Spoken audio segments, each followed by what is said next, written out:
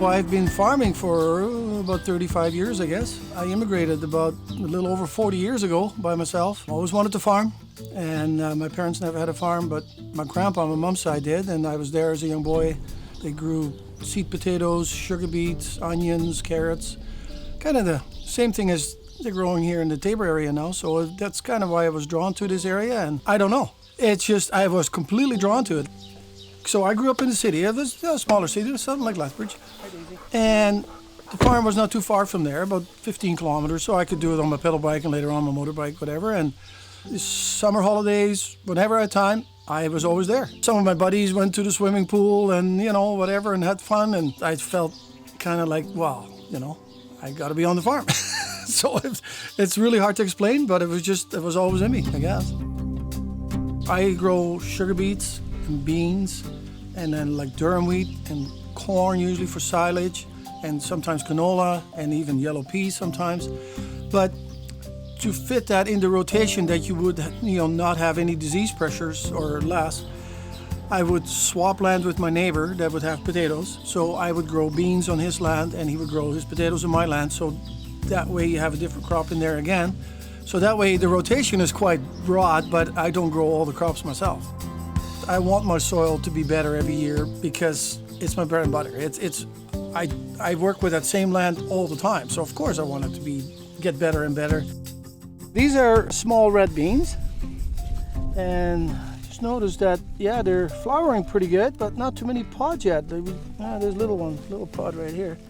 I love my reds in chili, they're perfect chili bean because when you cook them, they stay whole, they don't get mushy. Pinto beans are more for the refried beans. They kind of fall apart. They're mushy, right? And even the yellows, they're kind of like pintos, but they're sweeter and kind of creamier. And my kids, they always want to, especially when they're fresh off the field, you don't even have to soak them. They just cook in no time flat. These are kind of an upright, smaller plant, and they're bred that way, so you got less disease pressure, right? So with these upright plants, if you can get wind between the rows and some sunlight, because whenever you have good sunlight, it'll kill the fungus too. So it's good to have a good, nice upright plant and some space between the rows. We're in the Palliser Triangle, right? So Palliser, when he surveyed this area, they actually drew a triangle and said it was not fit, it's too hot, too dry, and we're actually considered a semi-arid desert down here. If you add water to that, you have basically the best of both worlds, right? It's a perfect combination.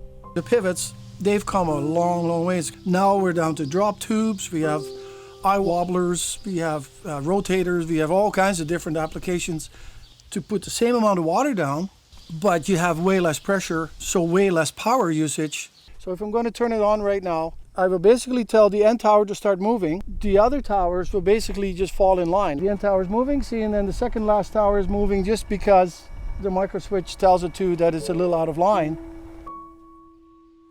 The way I was going to my grandpa's, that's still in me, right? There's no way I can just walk away from that. I smell the dirt and I just get itchy like crazy, and then especially, when things go well, it comes up nice, and you have a nice stand and things are nice and clean, and it wasn't a choice. It just felt right.